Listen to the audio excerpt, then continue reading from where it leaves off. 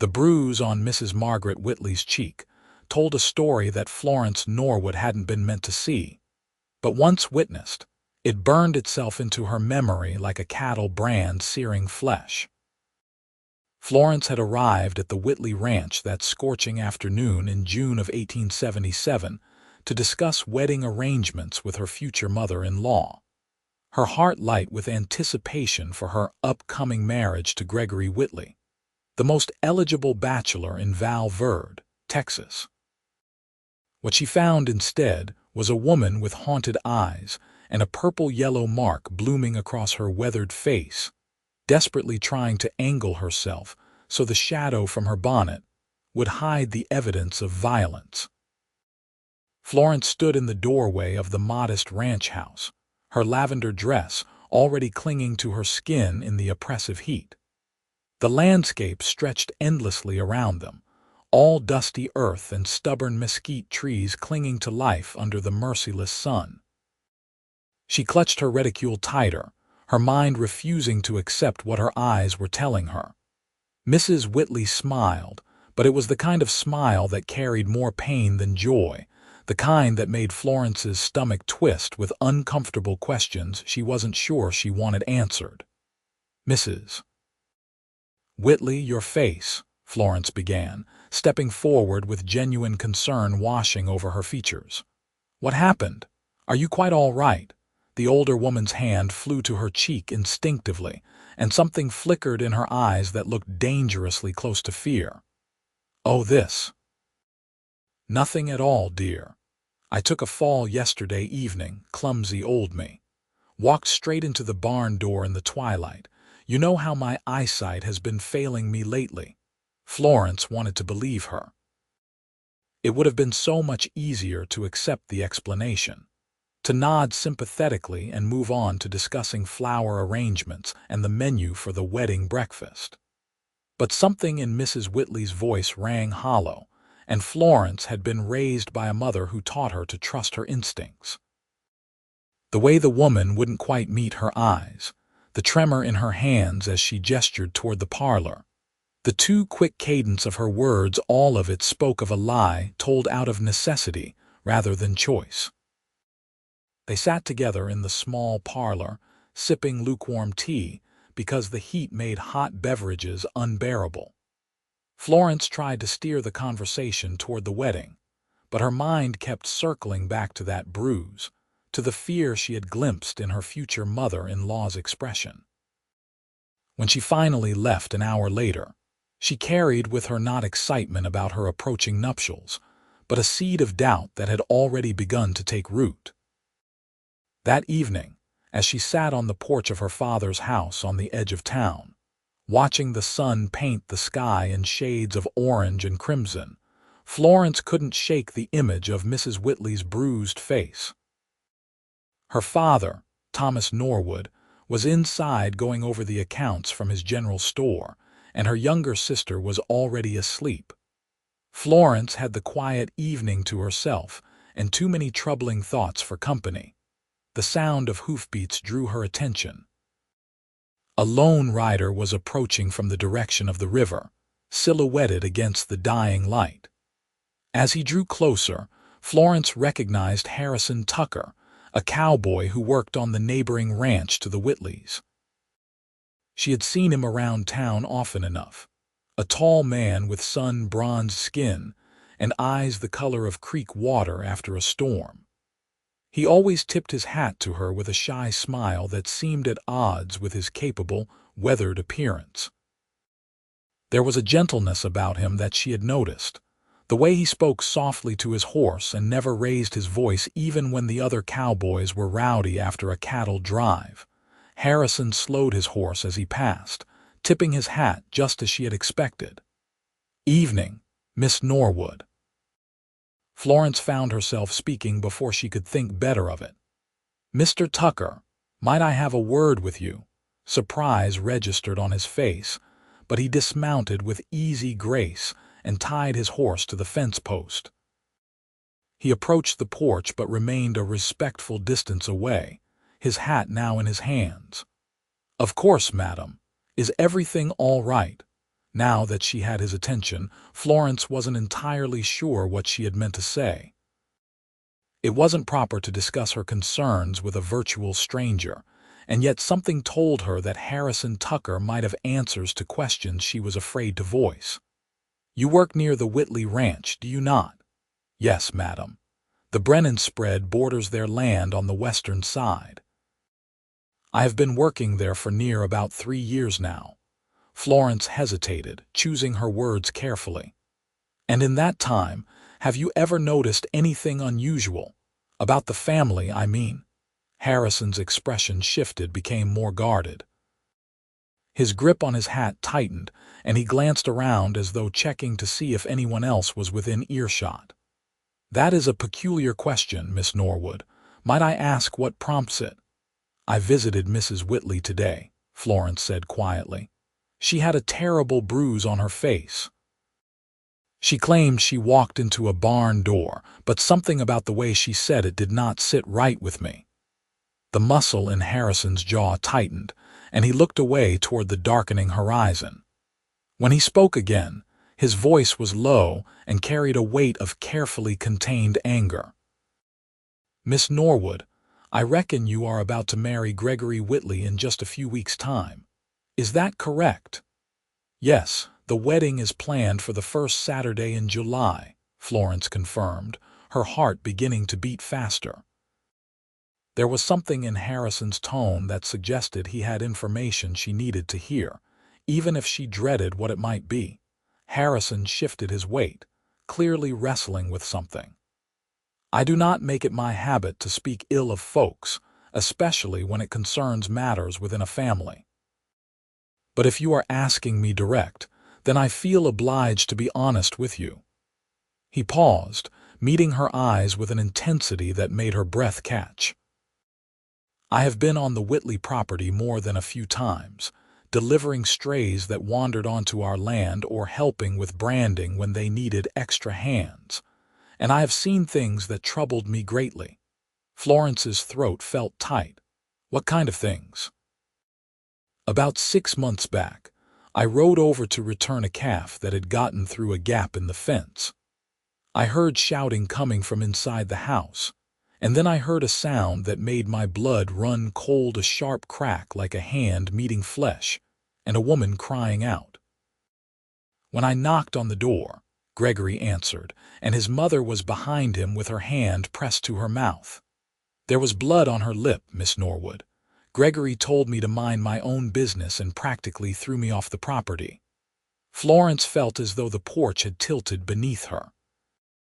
"You are saying that Gregory struck his own mother?" "I am saying I heard something that sounded mighty like it, and I saw the aftermath with my own eyes," Harrison said carefully. "And that was not the only time I have seen Mrs. Whitley with marks on her. I have noticed bruises on her arms when she has been hanging laundry, and once I saw her with her eye nearly swollen shut. She always has an excuse ready, always some accident or mishap. But accidents do not happen with such regularity, Miss Norwood." Florence felt sick. The man she had agreed to marry, the man who had courted her with flowers and pretty words, who had smiled at her across church pews and danced with her at community gatherings, could he truly be capable of such cruelty? And yet, Harrison Tucker had no reason to lie to her. He barely knew her, and speaking such accusations against a prominent family in the area could only bring him trouble. "Why are you telling me this?" Florence whispered, her hands trembling in her lap. Harrison replaced his hat on his head, his expression somber in the gathering darkness. "Because I could not live with myself if I stayed silent, and you walked into that marriage without knowing the truth. A man who would raise his hand to his own mother is not a man who will treat his wife any better. You deserve to know what kind of man you are binding yourself to, Miss Norwood." With that, he untied his horse and mounted up, leaving Florence alone on the porch with the weight of this terrible knowledge pressing down on her shoulders. She sat there long after he had ridden away, watching the stars emerge one by one in the vast Texas sky, her mind racing through every interaction she had ever had with Gregory Whitley, searching for signs she might have missed. The following days were torture. Florence went through the motions of her daily life, helping her father in the store, attending church services, smiling and nodding when neighbors congratulated her on her upcoming wedding. But inside, she was in turmoil. She found herself watching Gregory with new eyes when he came to call, looking for hints of the violence Harrison had described. Gregory was handsome in a polished way that had always seemed at odds with the roughness of frontier life. His clothes were always neat, his hair carefully combed, his manners impeccable when in public. He spoke to Florence with affection, brought her small gifts, and discussed their future home with enthusiasm. But now Florence noticed other things too: the way his smile never quite reached his eyes, the impatience that flickered across his face when things did not go exactly as he planned, the edge in his voice when he spoke to people he considered beneath his station. 1 week before the wedding, Florence made a decision. She could not marry Gregory without confronting him about what she had learned, even though the very thought made her palms sweat with anxiety.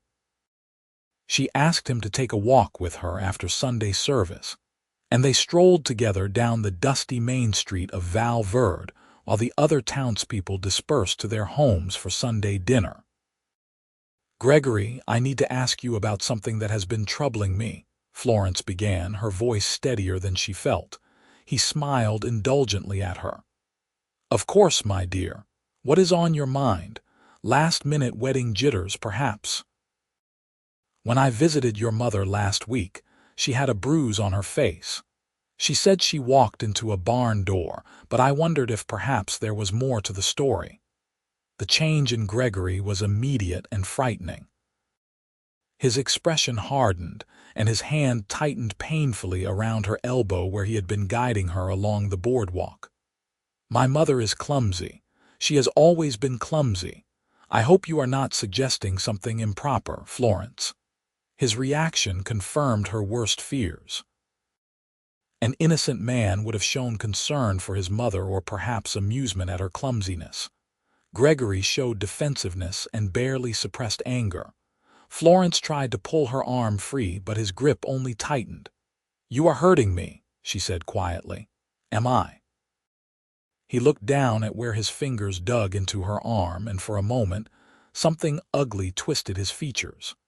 Then he released her abruptly and stepped back, smoothing his jacket as though nothing had happened. "Forgive me. I was merely surprised by such an odd question so close to our wedding day." "Where would you even get such a notion? I have eyes, Gregory, and I have heard things that concern me." His eyes narrowed dangerously. "What things? Who has been filling your head with gossip?" Florence realized she had made a mistake in confronting him directly. She was standing on a mostly empty street with a man who was looking at her with something close to hatred in his eyes. And she suddenly understood with perfect clarity that Harrison Tucker had been telling her the truth. Gregory Whitley was dangerous, and she had nearly bound herself to him for life. "No one has said anything," Florence lied, forcing herself to keep her voice calm even as fear raced through her veins. "I simply want to ensure that your mother is well. Perhaps I should visit her again this week before the wedding." "That will not be necessary," Gregory said coldly. "My mother is in perfect health, and I would appreciate it if you would stop inventing drama where none exists. Now, unless you have any other absurd accusations to level at me, I have business to attend to." He left her standing there on the boardwalk, his retreating back rigid with anger. Florence watched him go, her mind made up. She could not marry him. She would not marry him, no matter what scandal it caused or how it might damage her reputation. Better to be a jilted bride than a battered wife. But breaking an engagement so close to the wedding was no simple matter. Florence's father was bewildered and hurt when she told him that evening that she could not go through with the marriage. Thomas Norwood had already paid for a portion of the wedding expenses and had been looking forward to the advantageous connection with the Whitley family. "You must give me a better reason than a feeling, Florence," her father said wearily, rubbing his temples as they sat in the small back room of the store where he kept his office. "Gregory Whitley is a fine match. His family owns the second-largest ranch in the county." What has happened to cause this sudden change of heart? Florence knew she needed proof if she was to convince her father. A feeling, even a strong one, would not be enough to justify the social consequences of breaking the engagement. "I need to speak with Mrs. Whitley privately." "Will you come with me to the ranch tomorrow? I want you to hear what she has to say about her son." Her father agreed, though with obvious reluctance. The following afternoon, they made the hot, dusty journey to the Whitley ranch in the wagon. Florence's heart pounded the entire way, knowing that confronting Mrs. Whitley with her father present might be the only way to get the woman to speak truthfully, but also fearing what they might find.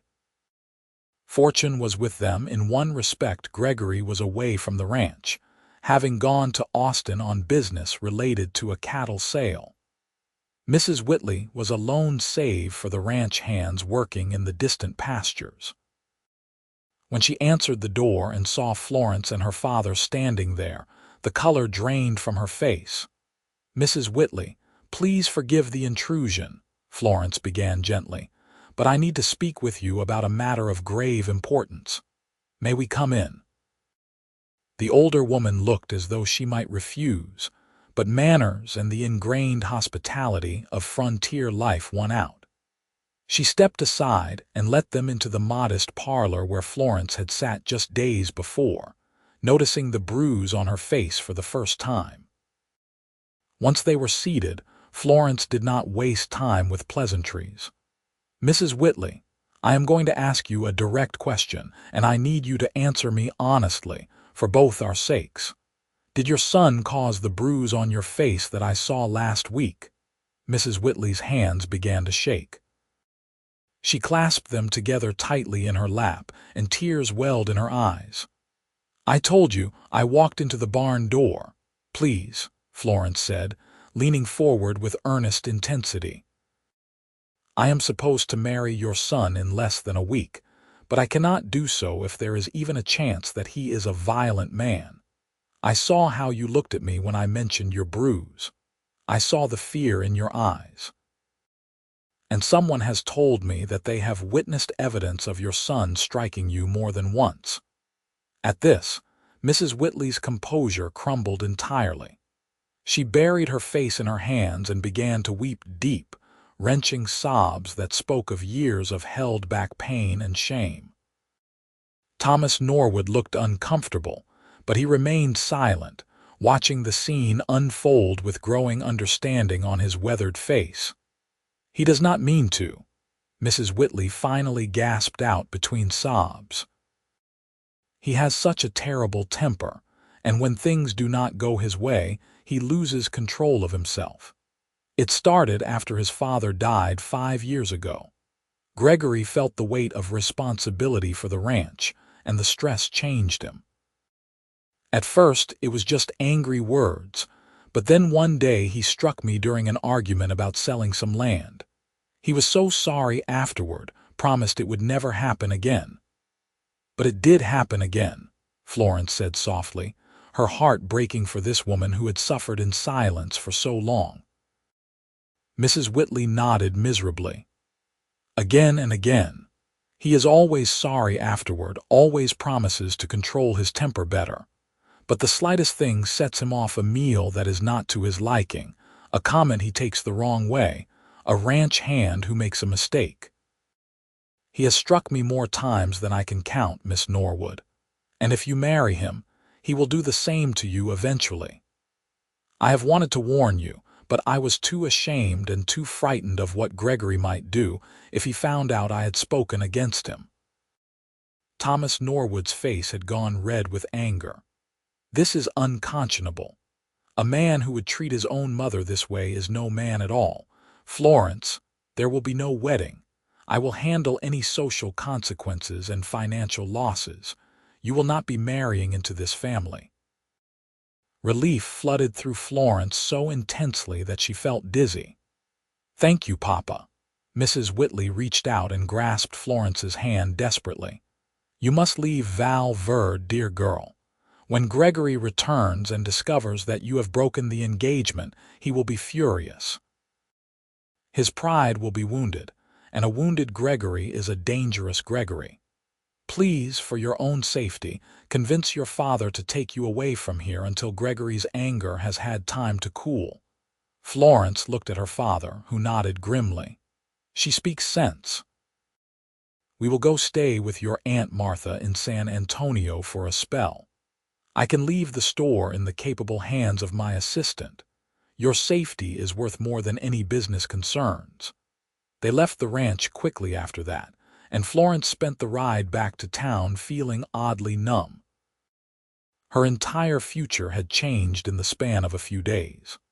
The life she had been planning as mistress of the Whitley Ranch, as Gregory's wife, as a prominent member of Val Verde society, had dissolved like morning mist under the harsh Texas sun. In its place was uncertainty, but also a profound sense of having narrowly escaped a terrible fate. That evening, as Florence was packing her trunk in preparation for the journey to San Antonio, there was a knock at the back door of their house. She opened it to find Harrison Tucker standing there, his hat in his hands and concern written clearly across his honest face. "Miss Norwood, I heard in town that the wedding has been called off. I wanted to make sure you were all right and to see if my speaking to you had anything to do with it." Florence stepped out onto the back porch, closing the door behind her. The evening air was fractionally cooler than the day had been, and cicadas sang their rasping songs in the mesquite trees. "Your honesty may have saved me from making the worst mistake of my life, Mr. Tucker." I confronted Mrs. Whitley today, and she confirmed everything you told me and more. Gregory has been abusing her for years. Harrison's expression darkened with anger. "That poor woman. I wish there was something that could be done, but the law rarely intervenes in family matters, and she would never testify against her own son." "I know," Florence said sadly. "It is a terrible situation with no good solution, but at least I am free of it now. My father and I are leaving for San Antonio tomorrow. Mrs. Whitley warned us that Gregory will be dangerously angry when he learns about the broken engagement." "She is right to warn you," Harrison agreed. "Gregory Whitley is not a man who handles humiliation well, and calling off a wedding so close to the date will be seen as a public humiliation. How long do you intend to stay away?" "I do not know. A few months, perhaps, until the talk dies down and Gregory has moved on." Florence looked at Harrison in the lamplight spilling from the windows, really looked at him for the first time. He had kind eyes, she realized, and a steady presence that made her feel safe even in the midst of all this turmoil. "Why do you care, Mr. Tucker? You barely know me."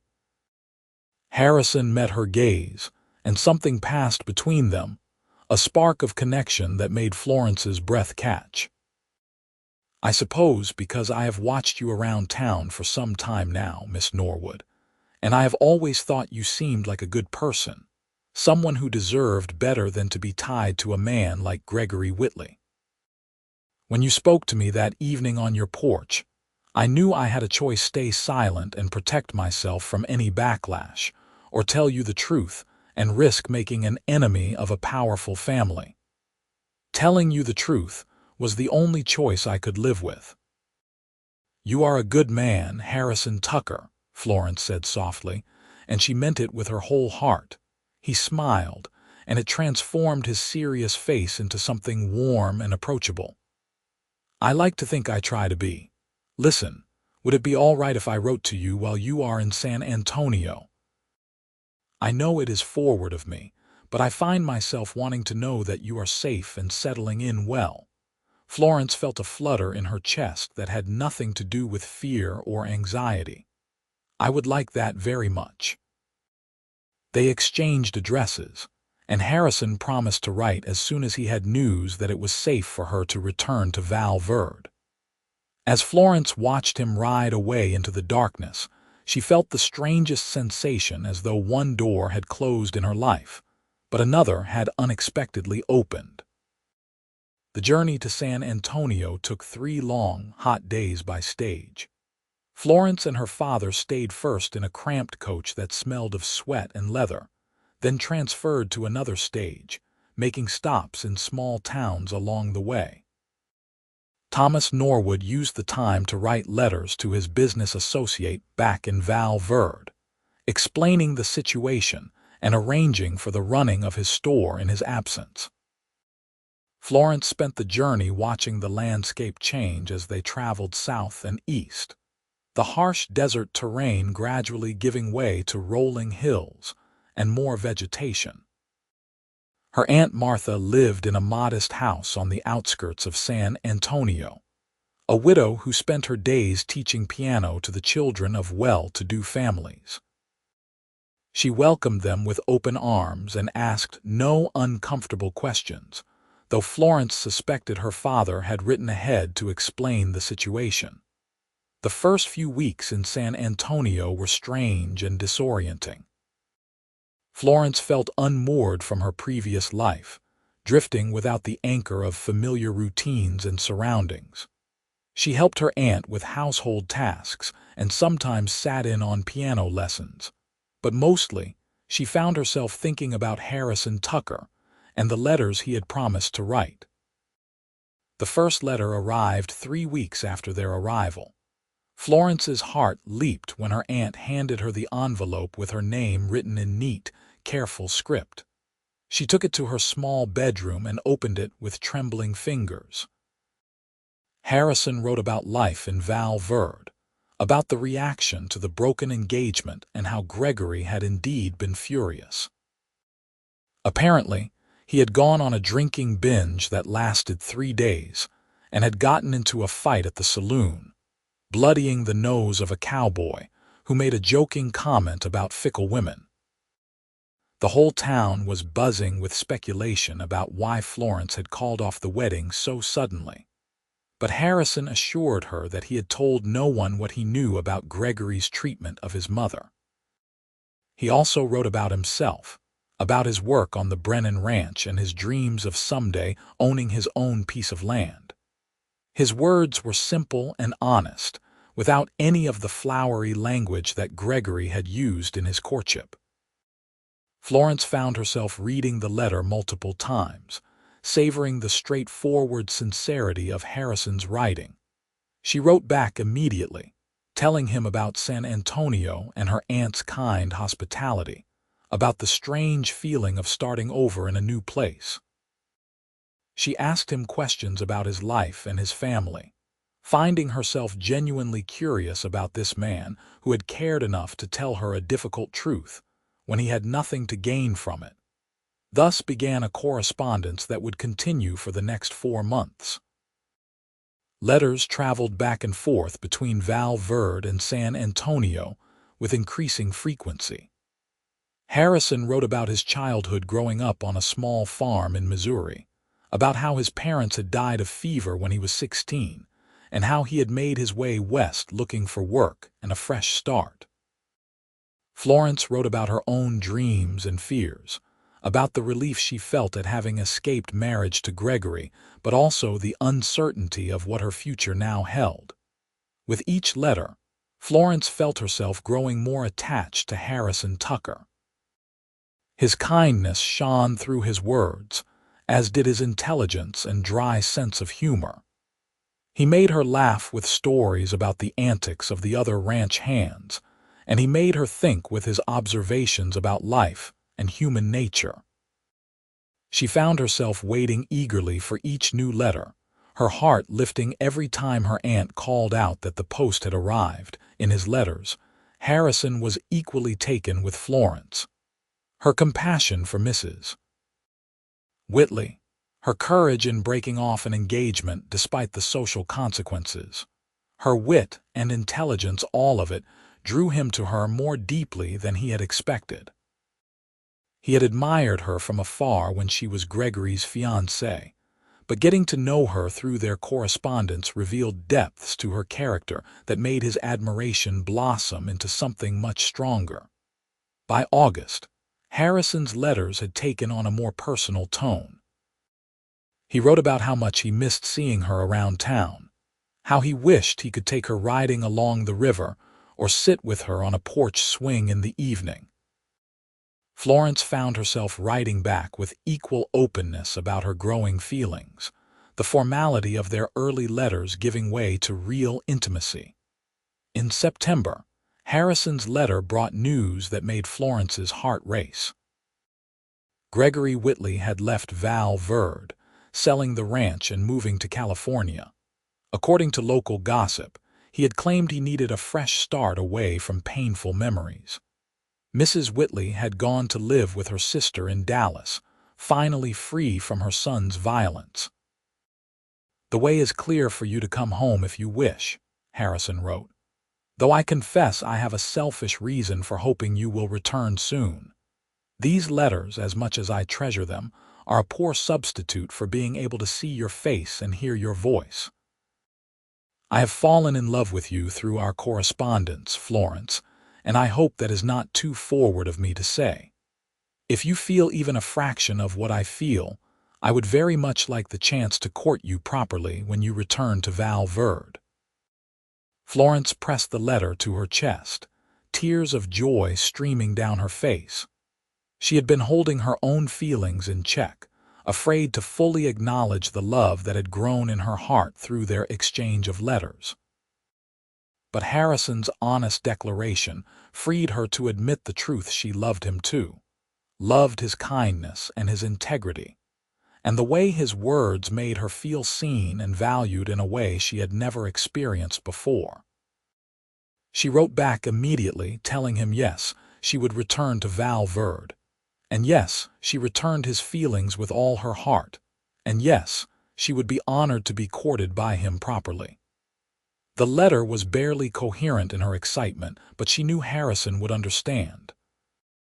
2 weeks later, Florence and her father made the journey back to Val Verde. As their stage rolled into town on a crisp October afternoon, Florence's heart pounded with anticipation. She scanned the crowd gathered to meet the stage, and there he was, Harrison Tucker, standing with his hat in his hands and a smile on his face that made her feel like she had finally come home. Thomas Norwood went to check on his store, giving Florence and Harrison a few moments of relative privacy on the boardwalk. Harrison approached her slowly, as though afraid she might vanish if he moved too quickly. "Miss Norwood," he said softly, his green eyes full of warmth.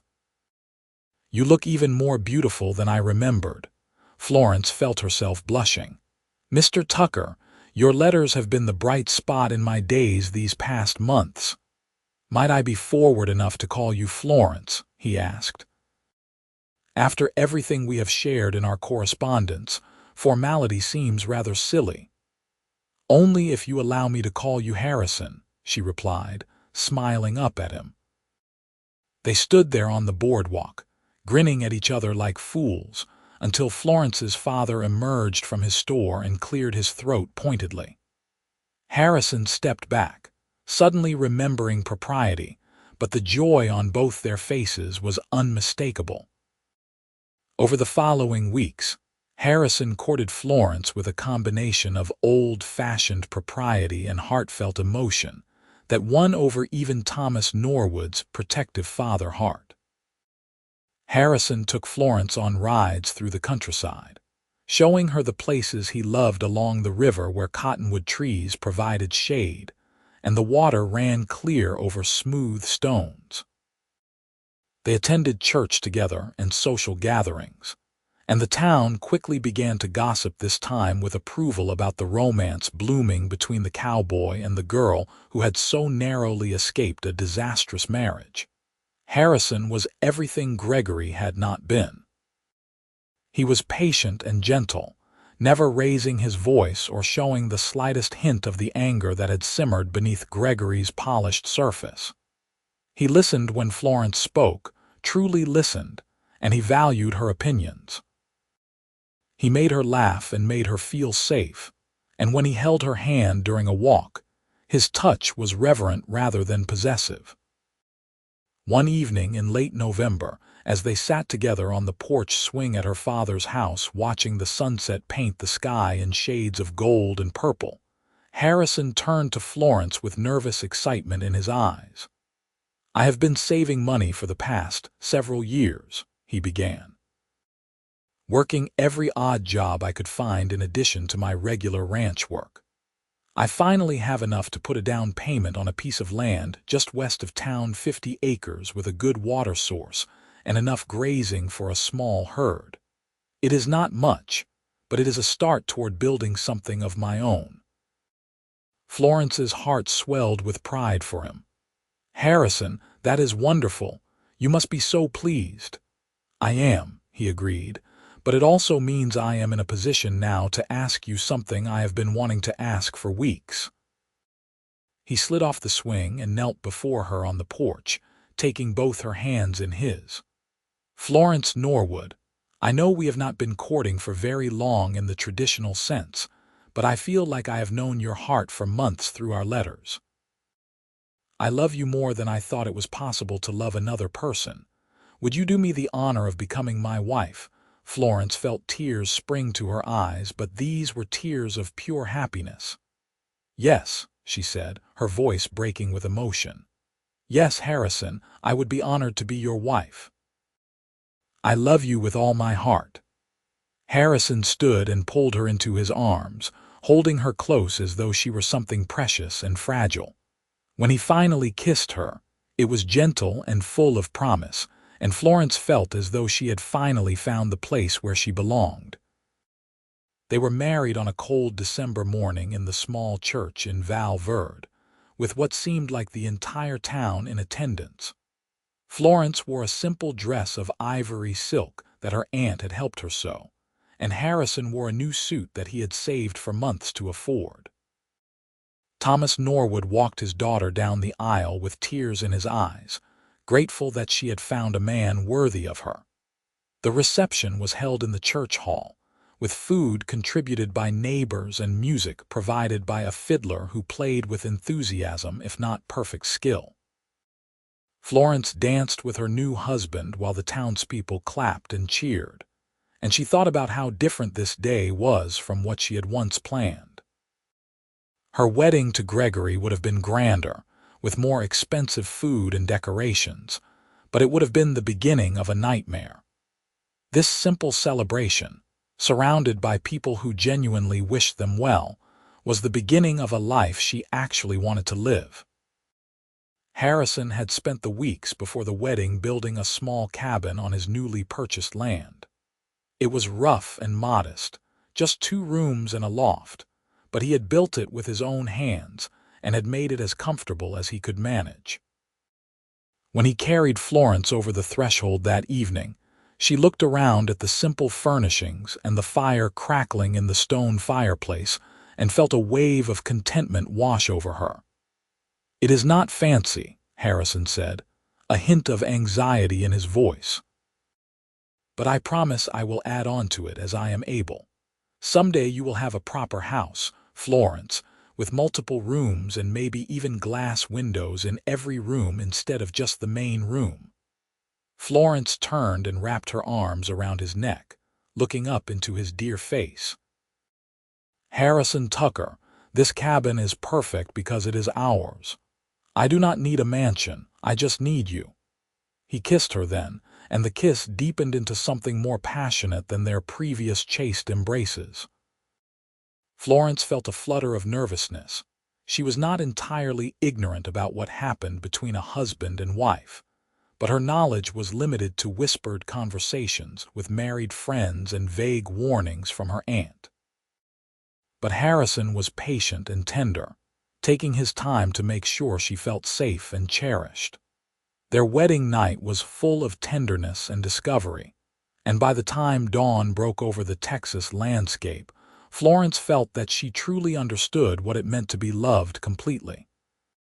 The first year of their marriage was not easy in practical terms. Building a ranch from nothing required back-breaking work and long hours. Harrison was up before dawn every day, tending to the small herd of cattle he had purchased with the last of his savings, mending fences, digging irrigation ditches, and doing 100 other tasks that needed attention. Florence worked equally hard, tending a vegetable garden, caring for the chickens and pigs they had acquired, cooking meals, washing clothes, and making their cabin into a true home. But despite the hard work, Florence had never been happier. She loved the life they were building together, loved the satisfaction of seeing tangible results from their labor.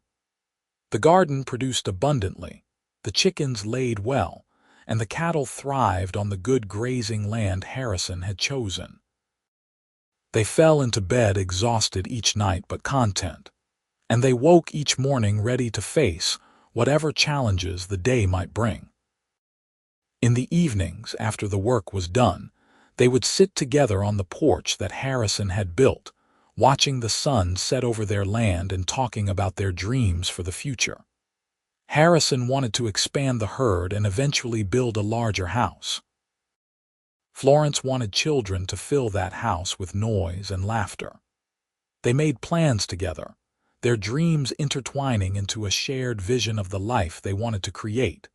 By their first anniversary, Florence had news that made both their hearts sing. She was expecting a child.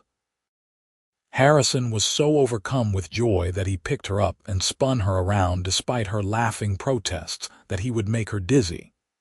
He became even more protective and solicitous after that, insisting that she not overwork herself and trying to take on tasks that she had previously handled. Florence's pregnancy progressed smoothly through the winter and into the spring of 1879. Her father visited often, bringing supplies from his store and staying to help Harrison with tasks around the ranch. Thomas Norwood had grown to love his son-in-law like the son he had never had, and he was excited about becoming a grandfather. On a warm day in May, Florence went into labor. Harrison rode frantically into town to fetch the midwife, a capable woman named Mrs. Peterson, who had delivered half the babies in Val Verde. The labor was long and difficult. Florence labored through the afternoon and into the evening while Harrison paced outside the cabin, praying and worrying. But finally, as the stars began to emerge in the darkening sky, the sound of a baby's cry rang out. Mrs. Peterson opened the cabin door with a tired smile. "You have a son, Mr. Tucker, a big, healthy boy with a fine set of lungs on him." Harrison rushed inside to find Florence exhausted but radiant, cradling a red-faced infant wrapped in a soft blanket. He knelt beside the bed, looking down at his son with wonder and awe. "He is perfect," Harrison whispered, his voice thick with emotion. "You are amazing, Florence. Thank you for this incredible gift." They named the baby Henry Thomas Tucker, after Harrison's father and Florence's father. Little Henry proved to be a content baby who rarely fussed and who seemed to love being held and rocked. Harrison was a devoted father, coming in from his work throughout the day to check on his wife and son, and spending his evenings holding Henry while Florence rested. As Henry grew from infant to toddler, the ranch continued to prosper. Harrison's hard work and smart management paid off. The herd grew, and he was able to hire a ranch hand to help with the increased workload. He added 2 rooms onto the cabin, giving them a proper bedroom and a nursery for Henry, with plans to add even more as their family grew.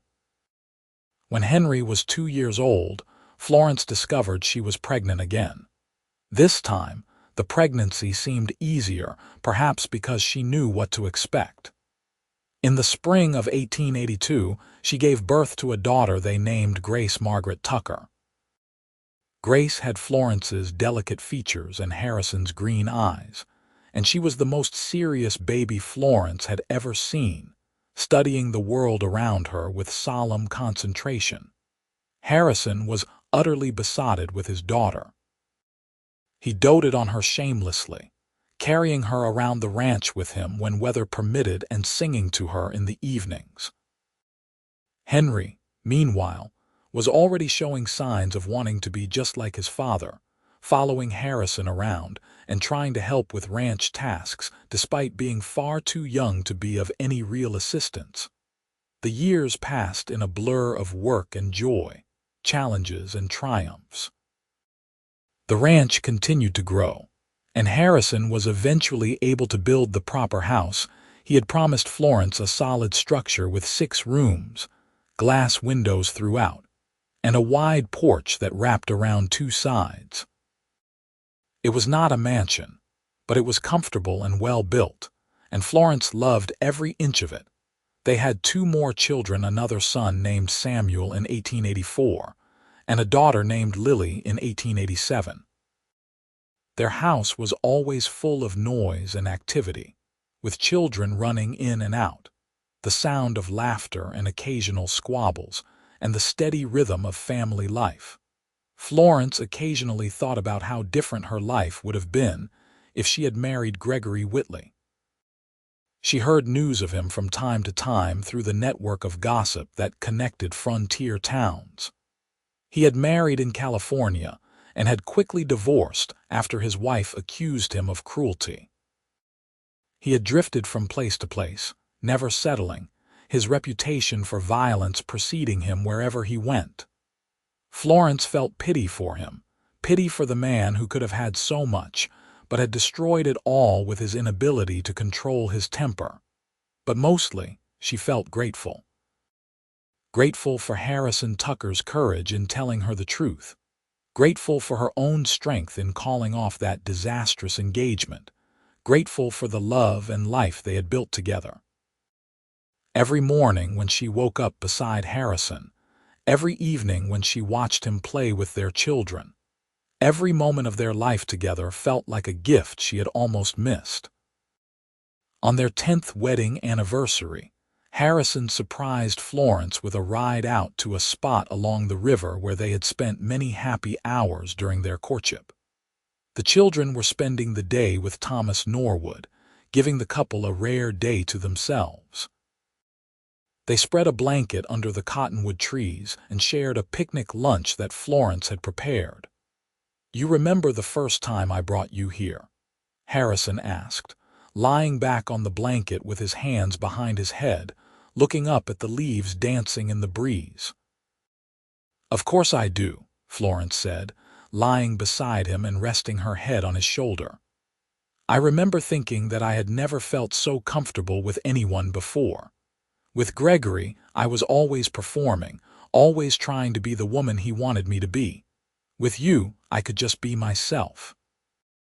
Harrison turned on his side to face her, propping himself up on one elbow. "I fell in love with you long before we started courting, you know. I used to see you in town, and I thought you were the most beautiful woman I had ever seen. But I never thought I had a chance with you, not when you were engaged to Gregory Whitley. He was rich and established, and I was just a cowboy working for wages." "He was rich in money but poor in character," Florence said firmly. "You were rich in all the ways that truly matter. You still are." "I have been thinking," Harrison said, his expression turning serious, "about how we came to be together. About the choice I made to tell you the truth about Gregory, even though I was not certain you would believe me or that it would change anything. I could have stayed silent, could have told myself it was not my business, but something would not let me do that. I think maybe it was fate or God or just dumb luck that you asked me that question that evening. Whatever it was, I am grateful every single day that I found the courage to speak up." Florence reached up and cupped his face in her hand. "I am grateful too. You saved me, Harrison. You truly did. And not just from Gregory, but you saved me for a life I actually wanted to live. You gave me the chance to be loved the way a woman should be loved, with respect and kindness and genuine partnership. You make it sound like I did something heroic, Harrison said with a self-deprecating smile. All I did was tell you the truth. Sometimes telling the truth is the most heroic thing a person can do, Florence said softly, especially when it would be easier and safer to stay silent. They spent the rest of the afternoon by the river, talking and reminiscing about the 10 years they had shared. They talked about Henry's dream of becoming a rancher like his father, about Grace's love of reading and learning, about Samuel's mischievous nature and Lily's sweet disposition. They talked about their hopes for the future, about the ranch and the legacy they wanted to leave for their children. As the sun began to set, painting the sky in brilliant shades of orange and pink, Harrison pulled Florence close and kissed her with all the passion and tenderness of a man deeply in love. "Here is to another 10 years," he murmured against her lips. "And another 10 after that, and another 10 after that, for as long as we both shall live." "For as long as we both shall live," Florence echoed, her heart full to overflowing with love and contentment.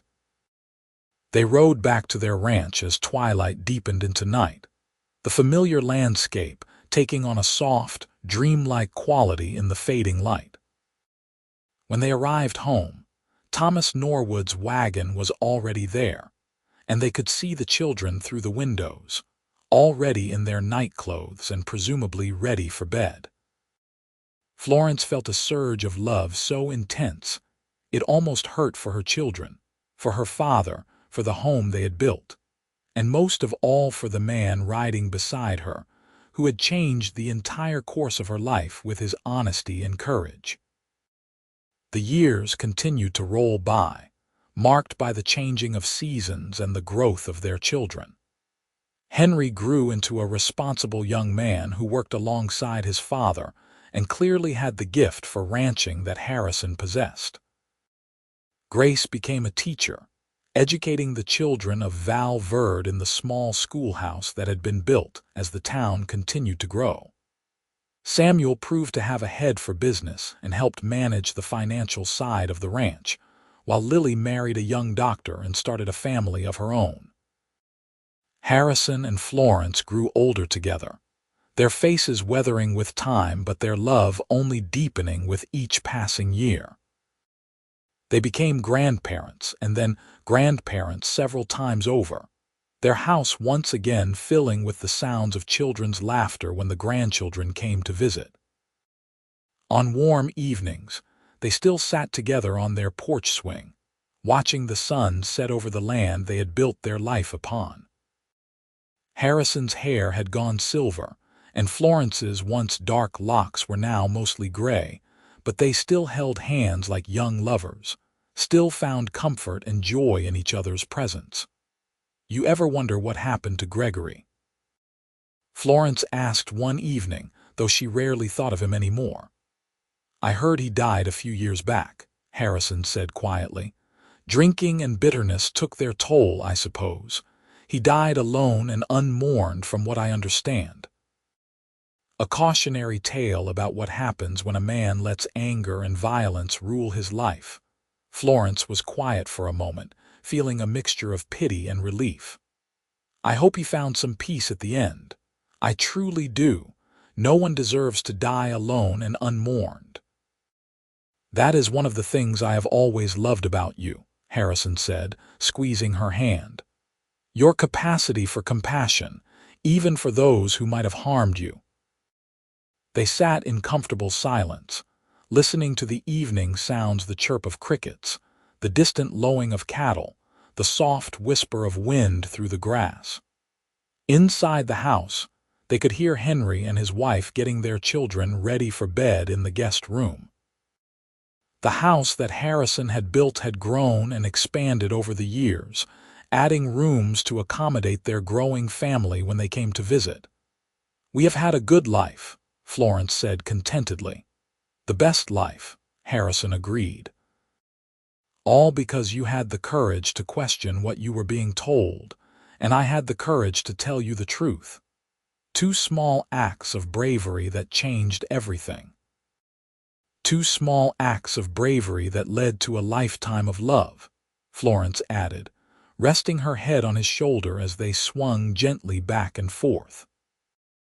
As the stars began to emerge in the vast Texas sky, the same sky that had witnessed their first meeting, their courtship, their wedding, and all the years since, Harrison and Florence sat together in perfect contentment.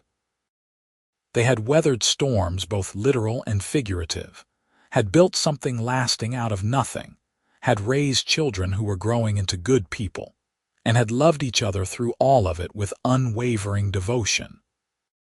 The story of how they came together, of violence nearly concealed, of truth bravely spoken, of a love that grew from letters and honest conversation into something deep and lasting, was one they would tell their grandchildren when they asked how Grandpa and Grandma met. It was a story about the importance of speaking up when you witness injustice, about the courage it takes to walk away from a mistake before you are bound to it forever, and about how the right person at the right time can change the entire trajectory of your life. But more than anything, it was a love story. A story about two people who found each other against the odds, who built a life together through hard work and dedication, and who proved that real love, the kind based on respect and honesty and genuine partnership, was worth more than all the wealth and social standing in the world. As they finally rose from the porch swing and made their way inside, Harrison paused to kiss Florence's forehead, just as he had done thousands of times before and would do thousands of times more. She smiled up at him with eyes that still sparkled with love after all these years, and he thought once again how lucky he was, how grateful he would always be for that evening when Florence Norwood had asked him a question, and he had chosen to answer with the truth. Inside, their family waited, children and grandchildren filling the house with warmth and love, a testament to the life they had built and the legacy they would leave behind. It was a legacy not of wealth or power, but of love and integrity, of choosing courage over convenience, of building something lasting and good out of honest work and genuine devotion. And as Harrison closed the door behind them, shutting out the night and gathering his family close, he knew with absolute certainty that every choice he had made, every hardship they had endured, had been worth it for the simple joy of being surrounded by the people he loved most in the world, in the home they had built together, living the life they had chosen rather than the life that had almost been forced upon them.